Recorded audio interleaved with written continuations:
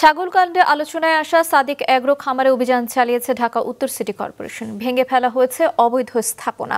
City corporation বলছে খাল ভরাট করে একটি অংশে খামারের স্থাপনা করা হয়েছিল।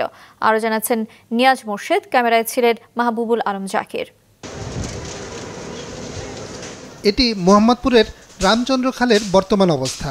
স্থানীয় দখলদারেরা খেলার মাঠ, আড্ডাখানা, রিকশার গ্যারেজ, বস্তি, দলের অফিস সবই বানিয়েছে।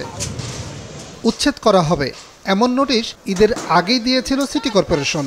সকালে গাড়ি দেখে নিজেরাই নিজেদের ঘর ভেঙে সরিয়ে নিতে শুরু করেন বাসিন্দারা। সিমেন্ট বালু ফালাইছে, এটি বস্তাত করে মাথাত করে আইন আমরা বসছি, বরিয়া আমরা থাকতে আসি। 3-4 দিন আগে যেমন ফোন দিয়ে কইছে যে বৃহস্পতিবার আমরা বেগুলা কাম, আমরা বুধবার মধ্যে সব সরাই নেব। বন্যা চৌধুরীর লোকের অর্ডার করলো এই ঘরটা ভেঙে দাও, লগালগ ভাঙ্গা চাকনাচুর করলো। অভিযানে সাদিক এগ্রোর খামার বাড়ির একটি অংশ ভেঙে দেয় সিটি কর্পোরেশন। খামারের কয়েকজন কর্মী উচ্ছেদ অভিযানে বাধা দিলে পুলিশ তাদের সরিয়ে দেয়। 1 কোটি টাকায় গরু বা 12 লাখ টাকায় ছাগল বিক্রি, নিষিদ্ধ পশু আমদানি, সরকারি পশু খামারের পশু বদল, এমন নানা অভিযোগ ছিল সাদিক এগ্রোর বিরুদ্ধে। এবার এই তালিকায় যোগ হলো খাল দখলের। কোনো ব্যক্তি বা প্রতিষ্ঠানের বিরুদ্ধে অভিযান নয়, এখানে সকল দখলদারদের বিরুদ্ধে অভিযান চলছে।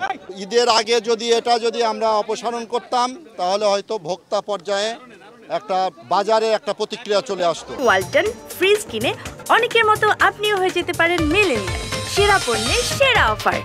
তবে এই জায়গার মালিকের দাবি সাদিক এগ্রো তার কাছ থেকে জমি লিজ নিয়ে খামার তৈরি করেছে।